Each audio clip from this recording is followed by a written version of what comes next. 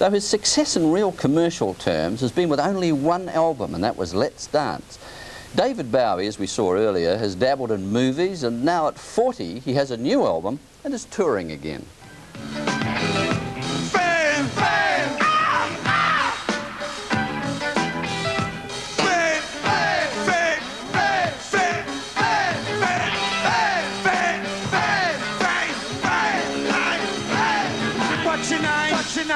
His name originally was David Jones, an unlikely candidate for fame. A shy boy from a working-class family who dropped out of school when he was 16 to become a rock star. Now, at 40, he's a superstar, whose new album puts his reputation as rock's legendary innovator and provocateur on the line. How important is it that the album be a big commercial success for you? Not at all. I mean, I've only really experienced commercial success with Let's Dance, and that came right out of the blue, completely. And I don't ever expect it to happen again. I really, no, not at all. I mean, he always wanted success. He always wanted it on his terms, which is more important, and still does. I must give him credit for not doing it anyone else's way but his own. Tony Visconti was part of Bowie's band through the late 60s and went on to produce 10 of his albums, including 1969's Space Oddity. First, doesn't do too well. I mean, he comes up with the formats. You know, he makes the new territory. And others follow, but do it a little bit more slick, a bit more commercial. Well, like the Rolling Stones, who haven't sold nearly as many records as one might suspect, or Bob Dylan, his influence has been on other artists. Rolling Stone magazine's senior editor, Kurt Loder, has covered Bowie for 12 years. He affected schools of musicians and schools of fashions and styles. The style depended upon exaggerated characters, like Ziggy Stardust. Ziggy really sang, screwed up eyes, screwed down the hairdo, like she had in Japan. The alienated characters that Bowie concocted have been copied so often they've become a rock cliché. How calculated is any of this? That's bollocks. Calculation, it's rubbish. I mean, it's no more calculated than any actor preparing and creating a part. It just happens that in the genre of rock, it's unusual for a rock artist to be kind of different off stage from what he's supposed to be on stage. But I just wanted to bring the idea of performance and acting into rock. What Bowie created was rock theater.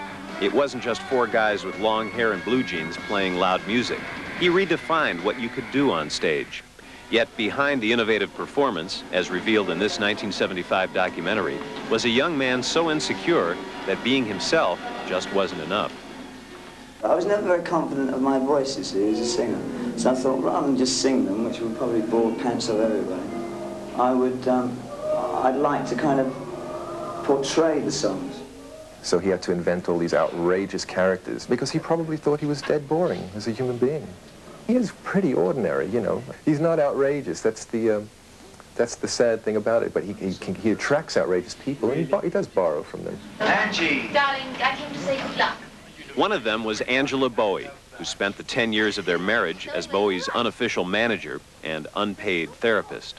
There's an awful lot of Rolls Royces out there, darling. Really? Limousines, incidents occurring. For a long time, he was always very reserved about letting people know what he really thought or what he really felt, because he was unsure of himself. You have to guess with David. It's all a question of guesswork. And I was probably one of the better guessers about him, because he won't talk. He'll talk on stage and he'll talk in songs, but he won't talk the rest of the time. Now and then he did talk, like the time he declared himself to be bisexual.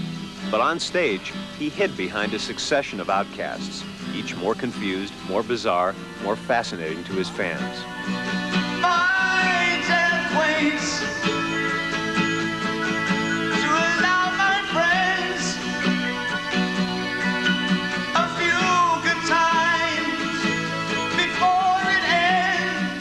Why all these unhappy characters? Why these misfits? Spencer Tracy once said, Bob, I have no idea what he said. That was good. I know something coming there.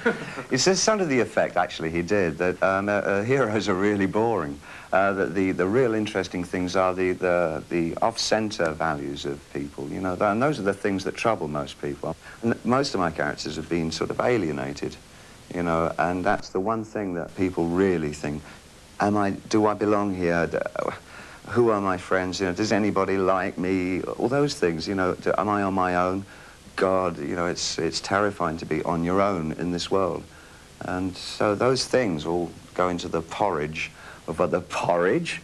That's where you come from. Did I say that? The here. porridge of what? The soup of it's one of the ingredients of what my characters represent. Well, if as you... Are you going to buy that? Well, yeah, I do buy that. And in fact, if you do buy that, then one can only assume that you have an awful lot of this, or had an awful lot of this going around in your head. Oh, no, my life's just a joyride, man. I just see it. It's on the streets out there. I just pick up and put it. Of course I do. Yeah, I mean, everybody drinks the goldfish bowl water and lies under furniture and things, don't you? By his own admission, Bowie became offstage what he was on stage, the self-centered, drugged-out, paranoid rock star. The conflict was part of his life for years. Yeah, I had a lot of problems with that. Well, what I did to get out of that situation where the characters were me and I was the character and they'd go, bleh. Yeah. I went to Berlin and I really adjusted to the idea that it's very easy to just throw it all away and try. That again was ahead of its time. You know your life itself. Can you be sure that you're not going to go back into that trap? Yeah, I'm pretty sure I can. I mean, one always has lapses, you know, and you feel despondent about things and maybe, you know, slightly sad. But then you get ever so cheerful again. Bowie finally had his first real commercial success with the album Let's Dance. It was good time disco music that some of his fans and friends said was only that. I don't begrudge any artist for getting an audience. I'm sorry, I never found that poverty meant purity. That's rubbish. For a guy who doesn't like to play it safe, though, as the audience gets larger, it must be harder to take those chances. Well, I think if I were sort of a more cautious person, it would be difficult and a bit sort of claustrophobic, because I would now feel that I shouldn't do things that were maybe quite as artistically dangerous or off the wall as I would have done before. But actually, I find it I feel a bit naughty about it, because it means that I can do really what I want to do to a large audience. Sort of times of diminished expectations in a lot of ways.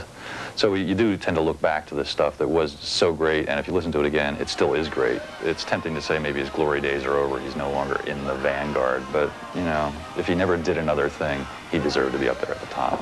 Whether he'll do more in the future, well, it depends on the context of the times, probably. The inimitable David Bowie, people either love him or hate him. I actually think he's an extraordinarily talented guy. Well, that's pretty well all for us.